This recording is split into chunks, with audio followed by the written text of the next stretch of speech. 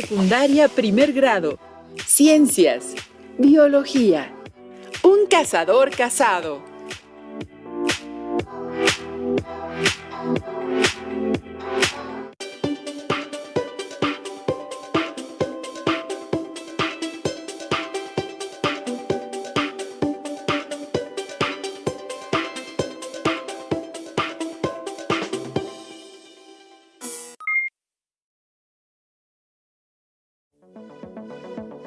Bienvenidas y bienvenidos, alumnas y alumnos de primer grado de secundaria, al fascinante mundo de ciencias, biología.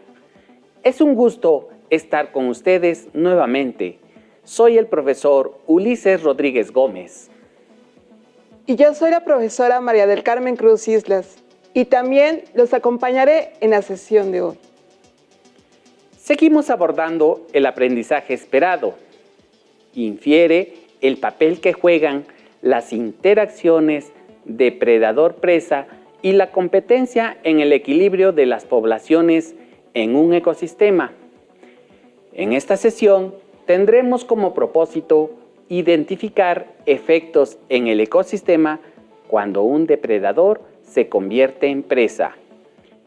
Y lo haremos a través del tema El cazador cazado.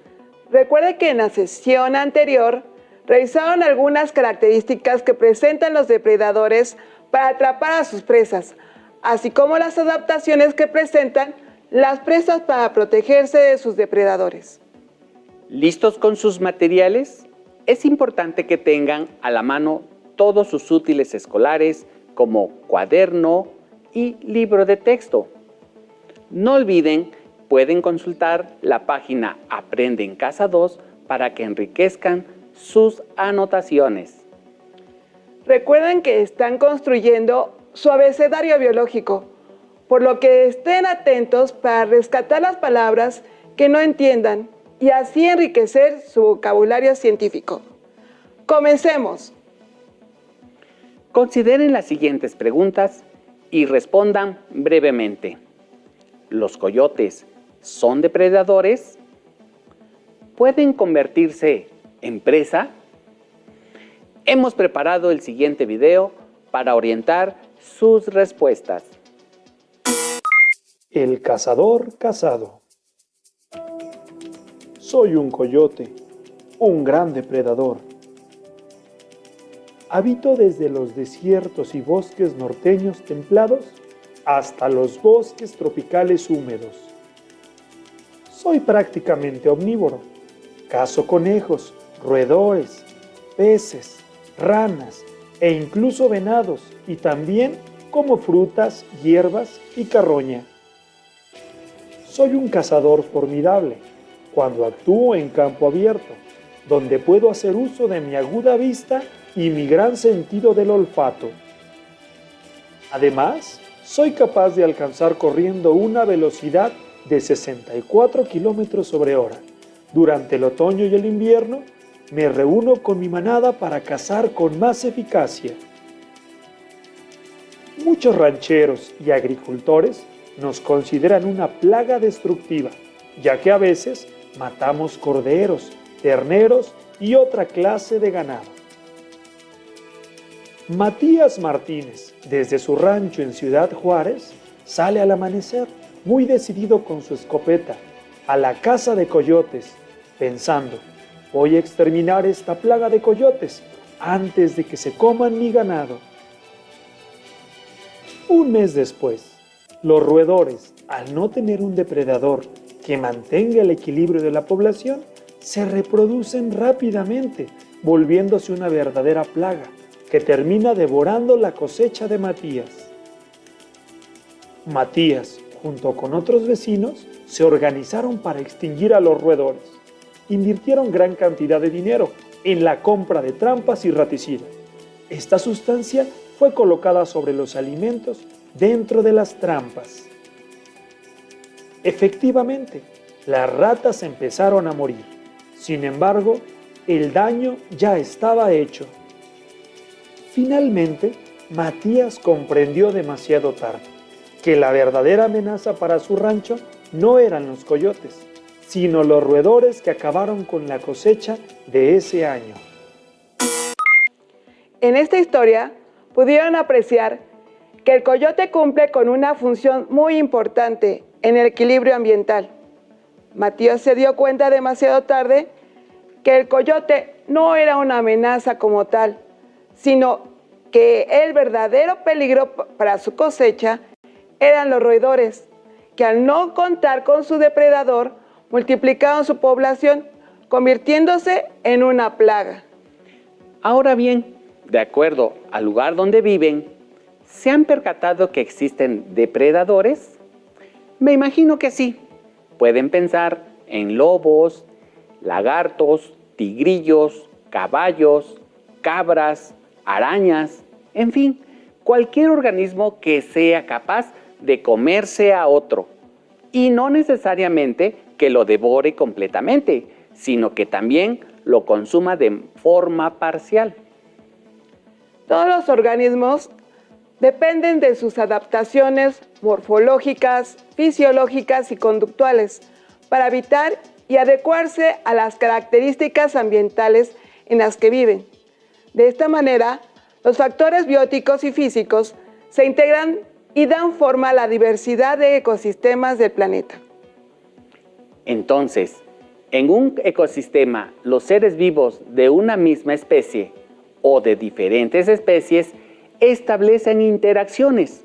Como hemos visto en sesiones anteriores, una de estas es la depredación, que refiere la interacción entre dos organismos en la que uno de ellos es favorecido y el otro es perjudicado, pues puede perder la vida al ser el alimento del depredador. En el siglo XX, algunos ecólogos explicaron la interacción depredador-presa mediante signos matemáticos en donde el signo de más se aplica para el organismo que se beneficia y el signo de menos al que resulta afectado. Por ejemplo, el jaguar puede cazar tapires, capibaras, incluso cocodrilos y anacondas, entre otros organismos.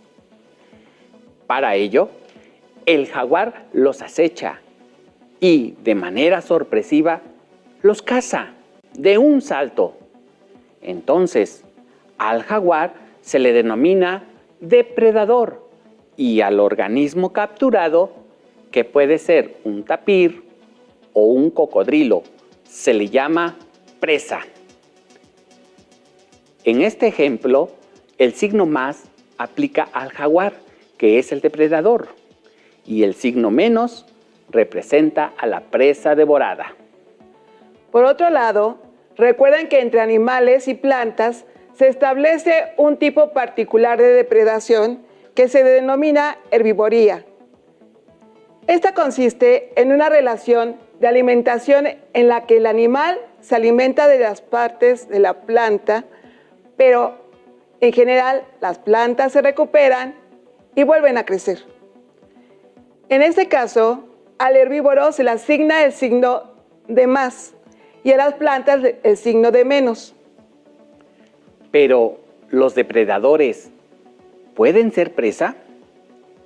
Profesora Carmen, ¿nos podría explicar al respecto? Claro, profesor.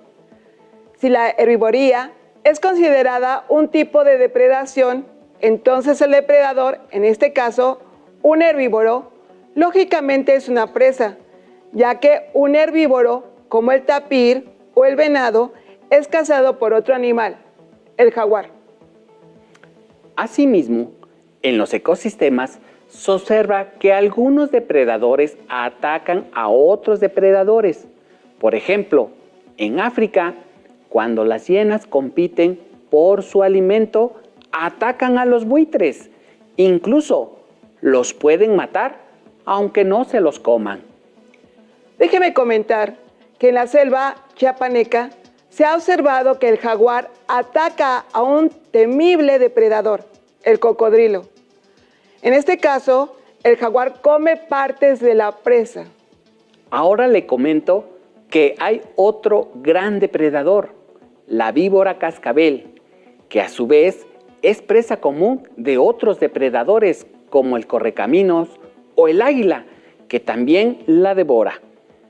¿Se dan cuenta? Un cazador es cazado por otro. Entonces se puede inferir que los depredadores también pueden ser la presa de otro depredador.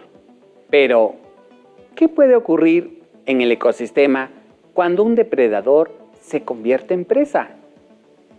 Como observan, en los ecosistemas es común que un depredador se convierta en presa de otro depredador.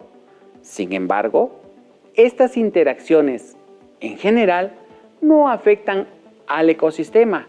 Por el contrario, lo benefician, ya que favorecen la regulación de las poblaciones.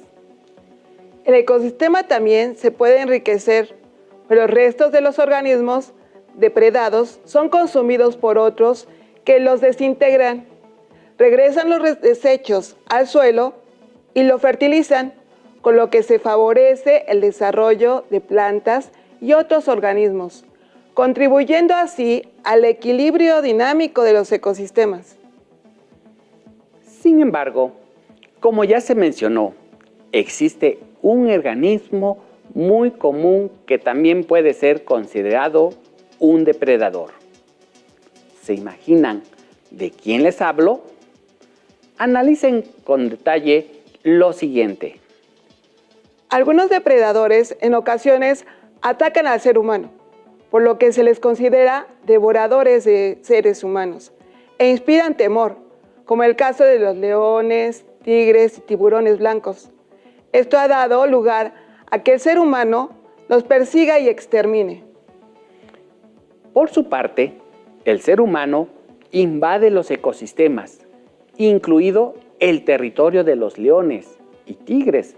Por tanto, se puede tener interacciones con ellos y más tarde, en general, se verán perjudicados dichos felinos por la falta de espacio. En el caso de los tiburones, estos son víctimas de la sobrepesca y la degradación de las zonas costeras. Asimismo, son víctimas de la llamada pesca deportiva. Se sabe que los grandes depredadores participan en la regulación de las poblaciones de sus presas, tanto herbívoros como otros depredadores denominados mesodepredadores, pues se encuentran debajo de ellos y eso favorece el equilibrio dinámico de los ecosistemas. Con la participación del ser humano como depredador, se pierden muchos individuos de las poblaciones de los grandes depredadores. Esto puede influenciar en el aumento de la población de herbívoros y por tanto en el nivel de forrajeo, lo que puede tener un gran impacto sobre los ambientes acuáticos y terrestres. La disminución y la pérdida en la sobrevivencia de especies vegetales, como los árboles y pastizales, puede impactar negativamente sobre el ecosistema, ya que se puede provocar desde erosión hasta incendios. Esto puede repercutir en la degradación de las comunidades, de tal manera que ya no se mantenga la estabilidad de los ecosistemas. Lo anterior afecta a todas las formas de vida del planeta, incluida la nuestra. Afortunadamente, existen personas que defienden y protegen a estos depredadores.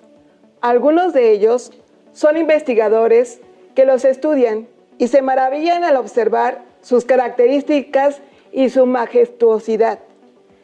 Sí, así es, maestra Carmen. Existen diversas fundaciones y asociaciones civiles que se forman con la finalidad de proteger, cuidar y conservar espacios considerados como reservas naturales y especies vulnerables. Ustedes también pueden colaborar para evitar la disminución del número de individuos de las poblaciones de los depredadores silvestres. Si viven en zonas donde es posible el avistamiento de grandes depredadores como osos, coyotes o jaguares, es importante reportarlo a la Secretaría del Medio Ambiente y Recursos Naturales, Semarnat.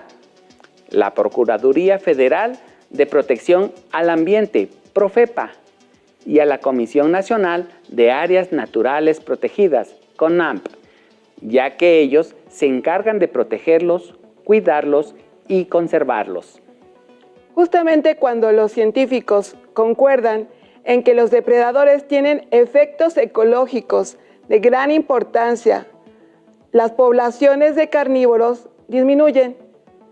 En muchas partes del mundo, los grandes depredadores aún son asesinados, atrapados y cazados por el ser humano, perdiendo rápidamente tanto su hábitat como sus fuentes de alimento, lo que provoca una tendencia a la desaparición de estos grandes cazadores, inclusive en áreas protegidas.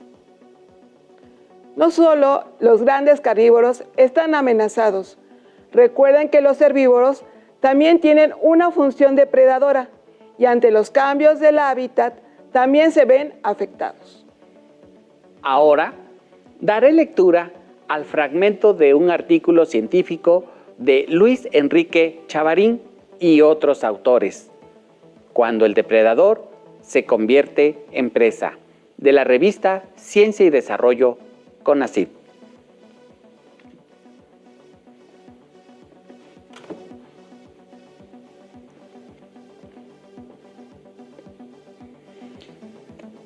Depredador o presa. ¿Crees que un depredador puede convertirse en presa? La mayoría de los depredadores requieren de muchas presas, por lo que necesitan tener una buena capacidad de búsqueda y movilidad para localizar, atacar y comer. Se podría pensar que los depredadores que están en el nivel más alto de la cadena alimenticia solo deberían enfocarse en maximizar su ingesta de alimento y reproducción. Pero no es así de simple. Y aquí es donde se pone interesante esta interacción. Porque el carnívoro, en lo alto de la cadena alimenticia, también puede convertirse en presa, si bien la interacción depredador-presa puede ser de tipo más, menos. En los sistemas naturales se establecen interacciones adicionales, dependiendo del sitio y momento en que los depredadores estén buscando presas. Por ejemplo, un carnívoro juvenil puede ser consumido por otro adulto dentro del grupo de los insectos. La especie Geocoris punctipes, la chinche, además de consumir juveniles y adultos de mosca blanca, también se alimenta de la avispa parasitoide. Con el paso de los años, se fue aceptando la idea de que cada organismo puede estar expuesto a otros consumidores o depredadores. Interesante. De acuerdo con la lectura, cualquier depredador se puede convertir en presa. Esto confirma lo que hemos estado analizando. Para ello, les hemos preparado la representación de un cuento titulado Entre insectos depredadores y presa nos veamos.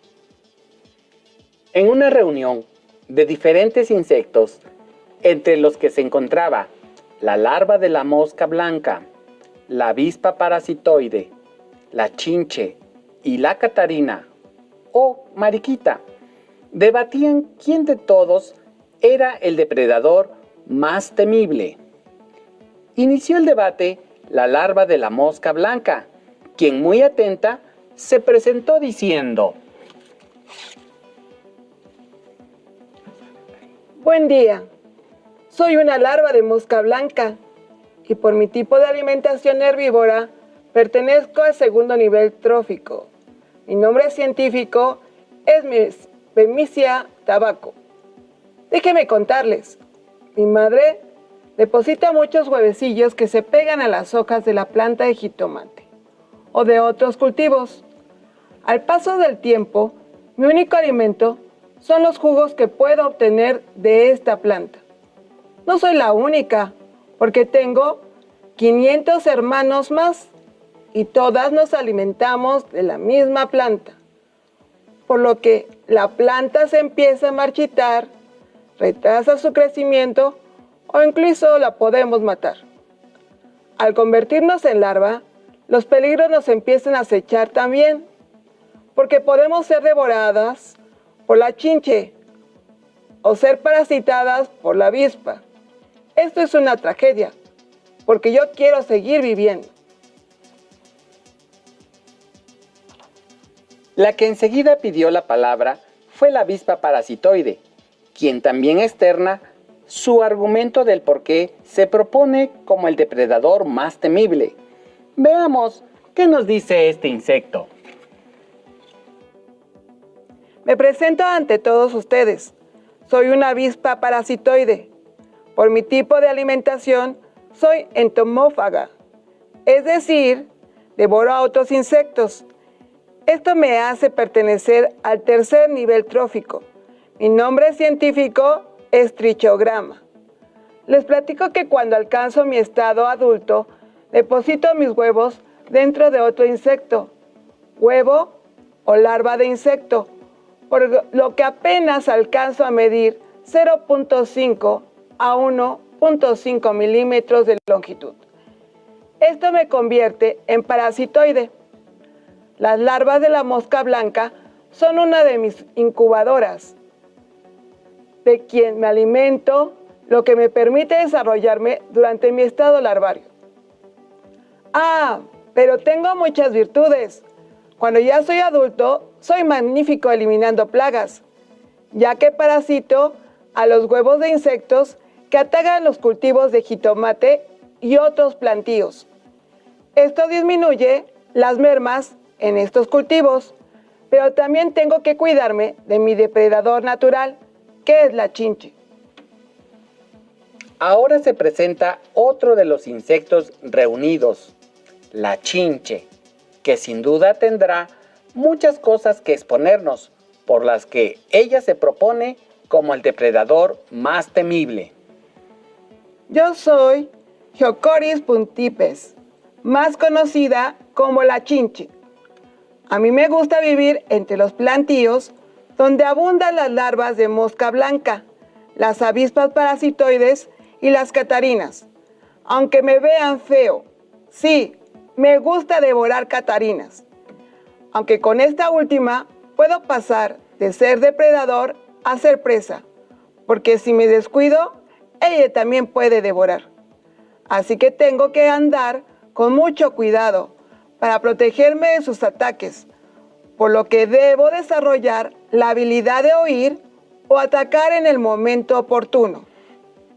Por último, tenemos la exposición de un insecto característico de cualquier jardín o plantío, la catarina, también llamada mariquita. Escuchemos sus argumentos. Soy una catarina. Mi nombre científico es Coccinella septupuntata, que quiere decir que tengo 7 puntos sobre mi caparazón. A mí me encanta alimentarme de chinches, cochinillas, ácaros, pulgas, por lo que esto me hace pertenecer al tercer nivel trófico. Pero lo que más me gusta son los áfidos, que son parásitos de plantas. Permítanme explicarles que cuando somos adultas, nuestro apetito se vuelve feroz. Nos podemos comer hasta 100 áfidos al día, pero no se lo cuenten a nadie, porque esto nos hace ser excelentes controladores biológicos de otros insectos. No cualquiera ocupa este puesto tan importante. Pero eso sí, no podemos descuidarnos porque la chinche puede causar estragos entre nosotras. Una vez que se han escuchado todos los argumentos de estos insectos, podemos darnos cuenta de que todos sirven de alimento y que todos buscan una forma de alimentarse. De no ser así, no se lograría el equilibrio ecológico. Llegó el momento de seleccionar la palabra para el abecedario biológico. Les proponemos la palabra plaga. Busquen la definición e incorpórenla. Concluyamos. Maestro Ulises, ¿Los coyotes son depredadores y pueden convertirse en presa? Como lo vimos en el transcurso de la sesión, no tan solo los coyotes pueden ser presas, sino también otros depredadores. En la naturaleza, los organismos tienen que obtener recursos para su supervivencia, para su crecimiento y para su reproducción. En el caso de que el depredador desaparezca, se puede generar un desequilibrio del ecosistema. El ser humano tiene una gran responsabilidad al respecto. Esperamos que hayan aprendido mucho y además que hayamos despertado su curiosidad por conocer más del tema y se motiven a investigar. Soy la profesora María del Carmen Cruz. Y yo, el profesor Ulises Rodríguez Gómez, deseando volver a encontrarnos. ¡Hasta pronto! Si tienes dudas o necesitas